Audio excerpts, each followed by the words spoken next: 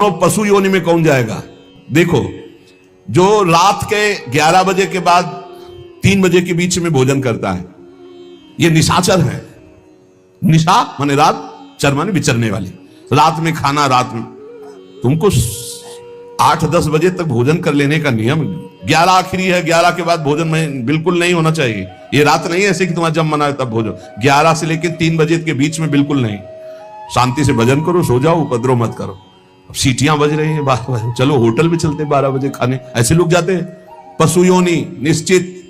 अपवित्र भोजन, दुर्गंध युक्त भोजन, अभक्ष भोजन, इनको पाने में जो आनंद मानता, रात के 11 से 3 के बीच में भोजन, जो रात में आहार ऐसा करता है उसको पशु योनि मिलती है।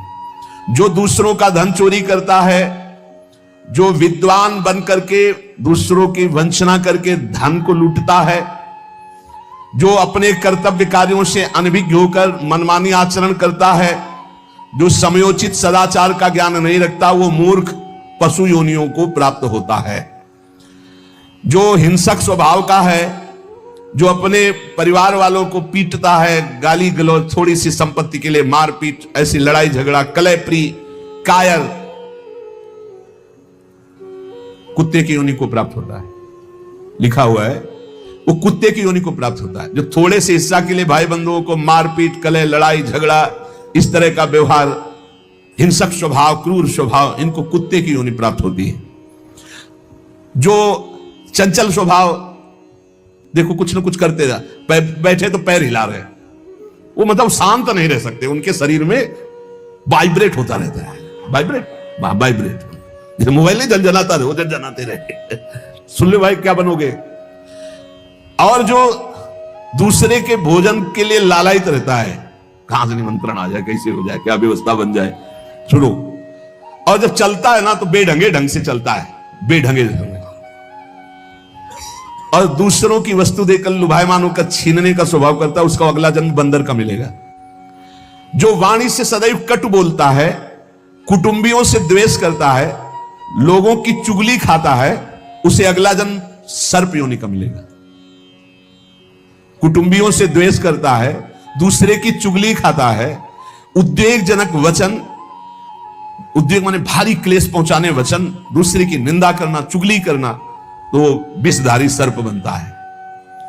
जो शरीर से बलवान दीन जनों के ऊपर आक्रमण करके खूब पिटाई मार करना, माता पिता को मारना, ऐसे गरीब जनों को, दीन जनों को मारना, निर्लज और मांस भक्षण करने वाला, उसको अगले जन्म में क्रूर मांस भक्षी, जैसे हाइना, सिंह, सियार, ऐसी योनियों को दिया जाता है। क्रूर हिंसक पशु सिंह जैसे है, जैसे लकड़बग्घा है ना, लकड़बग्घा है, भेड़िया है, ऐसे जो मांस भक्षण करने वाले हैं, जिनकी आवाज दूसरों को सदैव दुख ही देती है। बोलने का मतलब है दुख ही देना। जो दूसरे को, अब जैसे जा रहे हैं, जंजीर खींचा, वैसे वो गिर गए, उनके अंग भंग हो रहे, वो समझ रहे 30-40 हजार की सोने की चैन खींच ली तो हम ब्रह्मा बन जाएंगे। देखो उनको क्या बनना पड़ेगा। जो दूसरों को भय प्रदान करते हैं, दूसरों की संपत्ति छीन लेते हैं, ऐसे लोग अजगर योनि को प्राप्त होते। भूखे मरो जब कभी अवसर मिल जाए तब। ऐसे ये जो दूरदृष्टि न रख के वर्तमान दृष्टि रख करके केवल भोग के लिए दूसरे के दुख का कारण बनते हैं, केवल उनके चिंतन यही चलता रहे, कहां से क्या खा लूं, कहां से क्या उठा लूं, कहां से क्या, बोले हाथी की योनि को प्राप्त होते हैं, वो पशु हाथी योनि को। इस तरह से 83,99,999 योनियां हैं। जो भजन नहीं करते, भगवत विमुख हैं, उनको सब क्रमशः ये प्राप्त होती है। उपासक को चाहिए कि कम से कम इतना तो कर ले कि अगला जन्म मनुष्य का हो जाए, फिर भजन करे अगर कोई कमी रह गई हुई।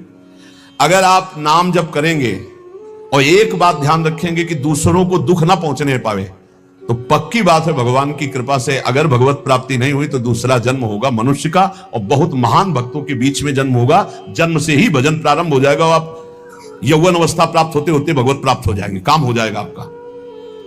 भजन एक ऐसी वस्तु है जो आपको बचा सकती है।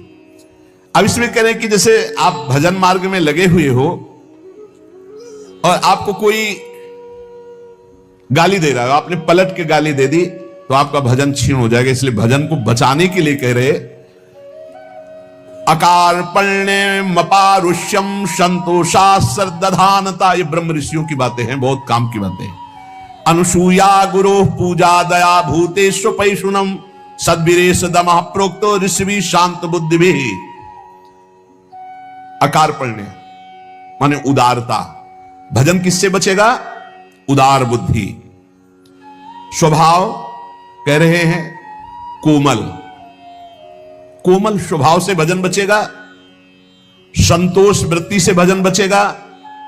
गुरु इष्ट पर श्रद्धा वृत्ति से भजन बचेगा।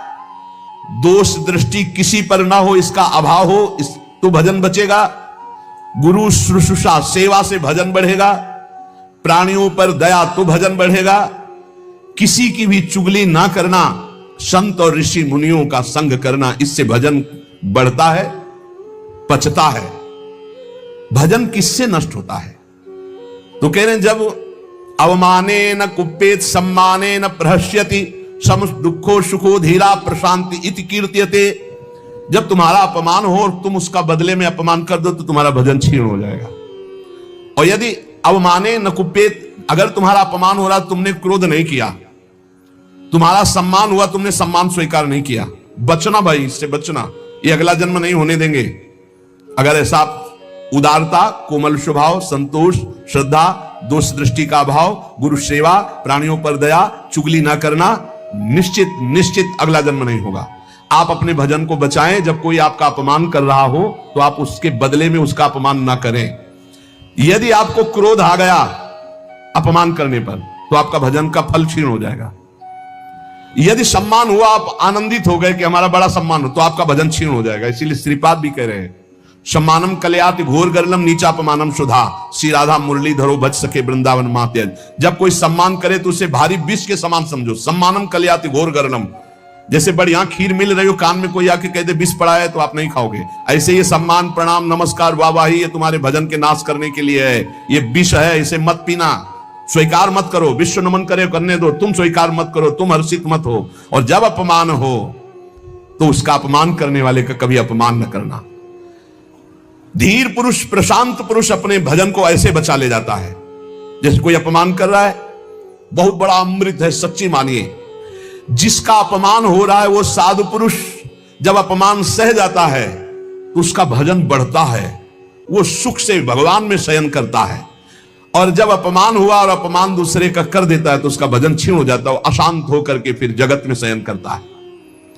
अपमान करने वाला जब कोई सामने से अपमान सह जाता है तो उसका सहन करना उसके नाश का कारण बन जाता है। अपमान करने वाले का निश्चित नाश हो जाता है जब उस सामने वाला बोले ना, केवल चुप रहे। यह बड़ी बात है, पर बहुत कठिन है। उस समय जब कोई अपमान कर रहा है, निंदा कर रहा है, आप शांत हैं, इसका मतलब आपके ऊपर गुरु कृपा है और आप अपने भजन को पहचानते हैं, भजन बचाना चाहते हैं। अपमानित होने पर चाहिए कि अपमान करने वाले की ना बुराई सुने ना बुराई करे। जैसे कोई आकर बहुत नीच आदमी आपको गाली दे रहा था, कान में अंगुली डालो, नहीं भाई वो नीच नहीं, भगवान उसके अंदर बैठकर मेरी परीक्षा ले रहे थे, मुझे पुष्ट कर रहे थे, वो नीच कैसे हो सकता है? अपने भजन पर दृष्टि रखे, ना उसकी निंदा करे, ना उसकी निंदा सुने, ना उसका बुरा चाहे। यद्यपि इसमें लिखा हुआ है कि जो अपमान करने वाला है उसका। भाइयों और बहनों, ब्रह्म मुहूर्त का समय यानी प्रातः 4 बजे का समय, यह सबसे पवित्र घड़ी है। प्रेमानंद जी महाराज कहते हैं, इस समय उठकर अगर आप सिर्फ राधे राधे नाम का जप कर लो तो तन के रोग, मन की पीड़ा और जीवन की सारी कठिनाइयां दूर होने लगती हैं। राधा नाम ही सबसे बड़ी औषधि है, राधा नाम ही सबसे बड़ा अमृत है। जो भी इस बेला में नाम जपता है उस पर कृपा बरसती ही बरसती है। प्रातः 4 बजे उठकर इस नाम को जपना। अगर रोग दूर ना हो तो मुझसे कहना। इसको आप वीडियो में डालेंगे तो पहले सूर्योदय का दृश्य, फिर मंदिर की घंटी, फिर राधे राधे जप करते भक्त दिखा सकते हैं।